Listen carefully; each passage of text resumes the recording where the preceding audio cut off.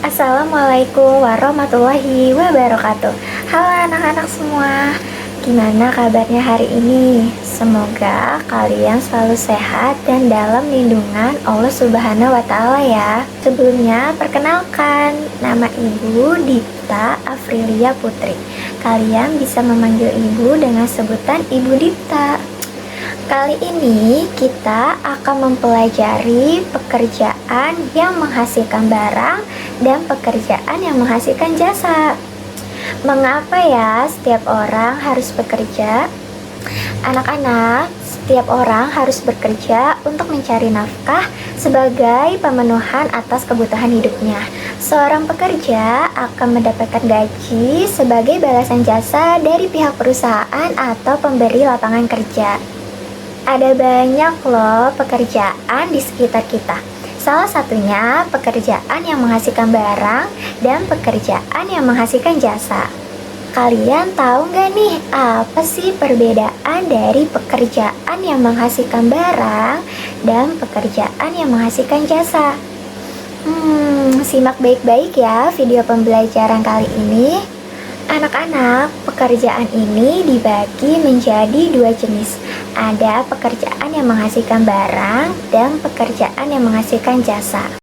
Pekerjaan yang menghasilkan barang adalah pekerjaan yang menghasilkan suatu barang atau produk yang dapat digunakan oleh orang lain.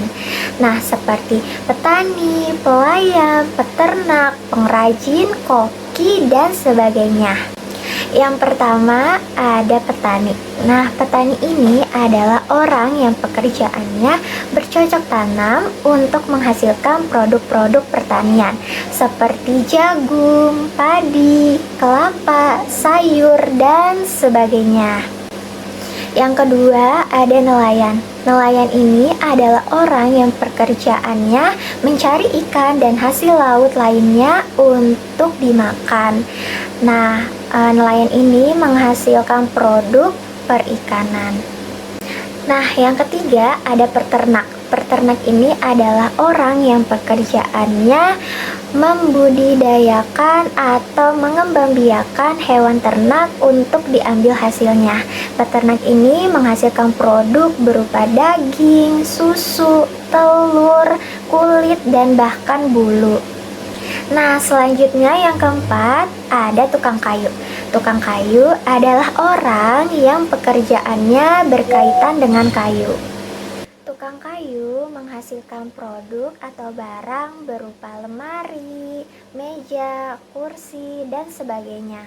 Yang kelima ada pengrajin. Pengrajin adalah seseorang yang pekerjaannya membuat hasil karya kerajinan.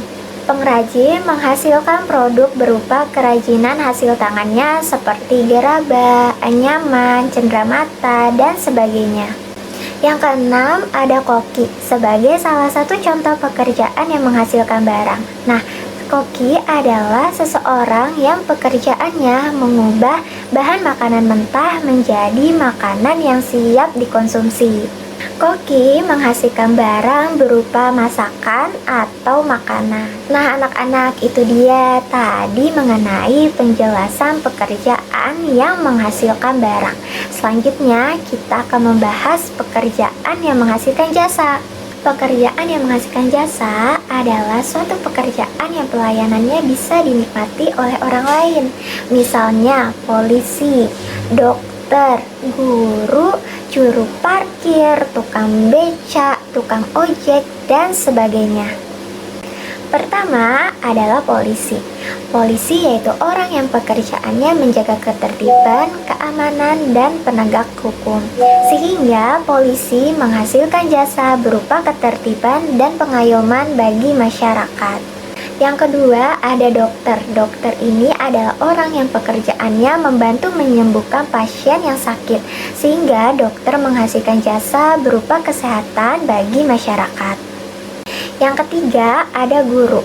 Guru adalah orang yang pekerjaannya mendidik dan mengajar murid-murid, sehingga guru menghasilkan jasa berupa ilmu pengetahuan yang diterima oleh siswa. Selanjutnya yang keempat ada juru parkir. Nah, juru parkir ini adalah orang yang pekerjaannya membantu mengatur kendaraan yang keluar masuk tempat parkir.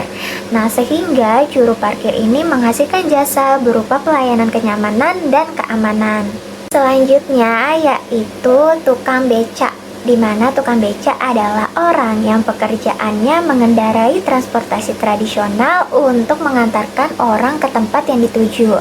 Nah, tukang becak ini menghasilkan jasa berupa layanan transportasi tradisional, dan sedangkan tukang ojek menghasilkan jasa berupa layanan transportasi modern. Nah, anak-anak, itulah tadi contoh-contoh yang merupakan pekerjaan menghasilkan barang dan pekerjaan yang menghasilkan jasa. Anak-anak, semua jenis pekerjaan di sekitar kita berguna untuk memudahkan kita dalam memenuhi kebutuhan sehari-hari. Maka kita harus menghargai semua pekerjaan yang ada di sekitar kita.